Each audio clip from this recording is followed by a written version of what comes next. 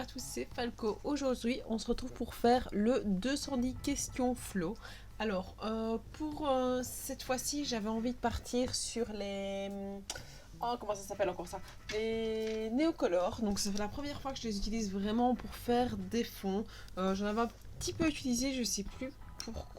La petite boîte que j'avais achetée il y a quelques mois d'ici, je l'avais utilisée.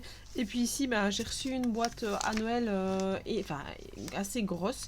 Et j'avais envie quand même d'utiliser un petit peu les couleurs. Et donc, voilà, j'ai envie de me tester. Donc, j'ai fait 3 pages avec les fonds comme ça. Et franchement, je me suis amusée à les faire. Alors, en fait, je suis partie sur d'abord la première optique. Quand j'ai mis mon gesso, je suis partie sur plusieurs textures différentes. Donc, j'en ai fait une dans un sens, puis une dans l'autre. Et au final, voilà, ça a donné un effet aussi à la page différente.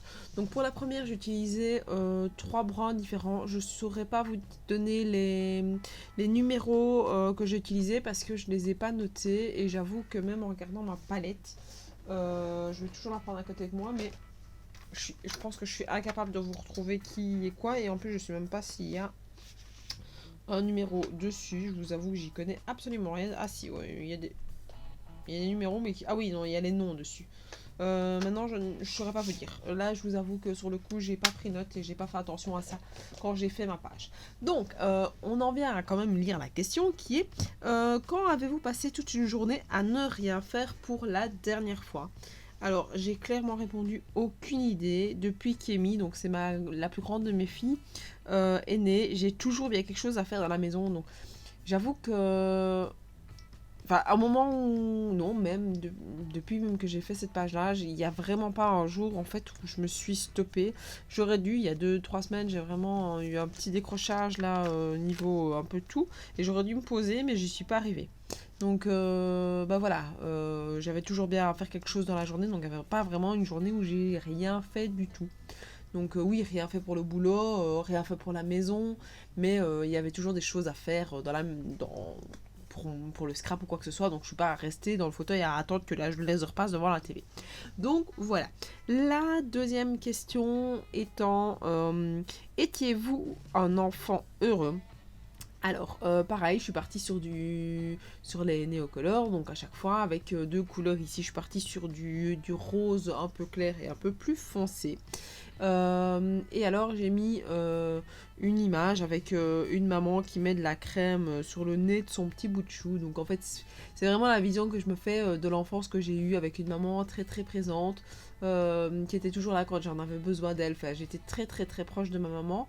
Je suis toujours aussi proche de ma maman. Donc voilà, donc j'ai mis oui, le bonheur, et j'ai eu une enfance très heureuse, mais un cerveau très perturbé. Donc ça a été un peu compliqué sur certains points. L'enfance, je dirais plus que c'est l'adolescence qui a été un peu plus complexe à gérer. Mais sinon l'enfance, ouais, maintenant je n'étais pas quelqu'un qui était fort extraverti, donc je restais beaucoup à la maison, je faisais plein de choses à la maison. J'avais pas beaucoup d'amis au final, comme j'en ai pas beaucoup non plus, maintenant j'en ai toujours pas beaucoup plus. Voilà, je suis quelqu'un qui sait pas trop s'ouvrir aux autres, qui a du mal à s'ouvrir aux autres, donc voilà. Mais ça ne m'a pas empêché d'avoir quand même une enfance très heureuse avec ma famille, mes parents, etc., etc. Et pour la troisième question, c'est achetez-vous souvent des fleurs? Alors, pour faire cette page-là, donc je suis partie d'abord sur l'idée de faire des petits tamponnages. Donc, j'avais pas de dessin de fleurs. Donc, vu que j'avais pas de dessin de fleurs, il fallait bien que je me débrouille pour trouver à faire quelque chose. Et donc j'ai un peu fouillé dans mon matériel et j'ai trouvé ces petits tampons que j'avais pas encore beaucoup utilisés. Donc c'est des tampons qui viennent tous de chez Action. Ouais, ils viennent tous de chez Action. Et en fait, j'ai d'abord fait donc une petite jarre avec une petite fleur à l'intérieur et j'ai tamponné une autre fleur. Au niveau du fond, j'ai fait un fond jaune. Alors, j'ai essayé d'utiliser 3 jaunes, enfin 2 jaunes et un plus qui tire vers le vert. Mais j'avoue que c'est vrai qu'ici, enfin là, je suis un petit peu dans il y a de la lumière, mais il fait noir, on est le soir. Donc on voit pas trop la différence entre les différentes teintes. Maintenant je suis revenue, j'ai un peu mélangé les couleurs. Donc voilà, mais je pense que ça fait un petit effet, ma foi, qui n'est pas trop moche. Et c'est vrai que le vert, il a eu tendance au final à se perdre dans le jaune. Mais c'est vrai que j'avais pas forcément très bien nettoyé mon pinceau. Donc voilà, c'est des fonds en néocolor que j'essayerai de refaire. Je sais pas trop comment, mais c'est vrai que je pense que voilà, je m'y retenterai. Donc vous en verrez encore dans mon flow, peut-être pas tout de suite là, le mois prochain certainement pas que non, puisque je suis en train de la préparer un petit peu mon flow, mais ouais non, je pense pas que vous aurez d'autres éléments.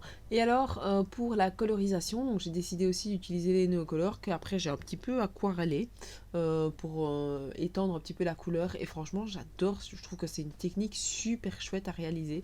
Je fais très peu pour le moment de colorisation, mais là, quand je peux en faire, voilà, j'aime encore bien et c'est encore assez agréable à faire, ça me permet de me détendre. Donc là, je vous avoue, pour faire mon flow, j'étais assez bien détendue pour pouvoir le faire. Donc voilà, j'ai pris un petit peu du plaisir, encore plus que ce que je n'en prends d'habitude.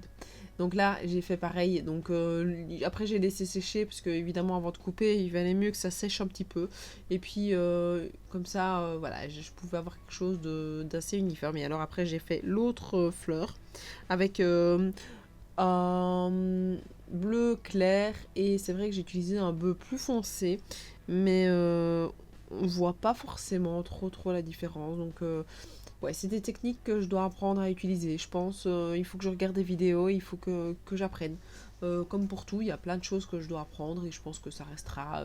Justement, c'est ça qui est chouette, c'est que j'adore. Je suis assez autodidacte, donc il suffit. Enfin, je regarde un petit peu des vidéos, je m'inspire, et en fonction de ça, bah voilà, je reproduis, et ça m'amuse, quoi. Donc voilà. Alors au niveau du fond, j'ai décidé donc de faire aussi avec des tamponnages, donc toujours de chez Action. Donc d'abord une plante, et alors, ce que j'avais fait, j'avais déjà réalisé un masque il y a quelques temps pour pouvoir faire ce tamponnage là, pour pouvoir en remettre en plus par-dessus. Et donc, bah voilà, je l'ai utilisé pour refaire une autre petite plante. C'est vrai que c'est assez caché par rapport à ce que je vais remettre après. Enfin, je vais vous montrer après. On voit pas forcément là où j'ai utilisé le masque au final. Un tout petit peu, mais pas énormément, quoi. Donc voilà, après, toute la tige, en fait, je vais la cacher par une autre fleur. Mais je trouve que ça, voilà, c'est des effets que j'aime bien essayer, que j'aime bien tester. Comme ça, je sais que maintenant que je maîtrise un peu mieux, je vais pouvoir les reproduire dans mon scrap. Donc voilà, c'est comme je vous avais dit, c'est vraiment ça qui apporte moi dans mon scrap. Et alors, la réponse que je ne vous ai pas donnée au niveau de cette question-là, c'est jamais. Je n'ai absolument pas la main verte, les fleurs les fleurs, c'est en plastique ici. Donc, j'avoue que moi, personnellement, acheter une plante, je pense que j'en ai acheté une en étant chez mes parents. C'est un bonsaï. Le bonsaï a tenu 10-12 ans. Il a survécu aux travaux de la maison sans eau, plein de poussière. Et puis du jour au lendemain, il a juste rendu l'âme. Parce que je crois qu'on l'a on lui a trop donné à boire. Et puis j'ai acheté deux autres plantes quand on a emménagé, et c'est tout au final, parce que je ne suis absolument pas, mais alors absolument pas, je n'ai pas la main verte. Donc voilà, n'hésitez pas à répondre aux 3 questions en commentaire, ça me fera plaisir de vous lire, à vous abonner à ma chaîne si ce n'est pas déjà fait, à me laisser un petit pouce bleu si vous avez aimé la vidéo, et moi je vous dis à la prochaine, ciao ciao.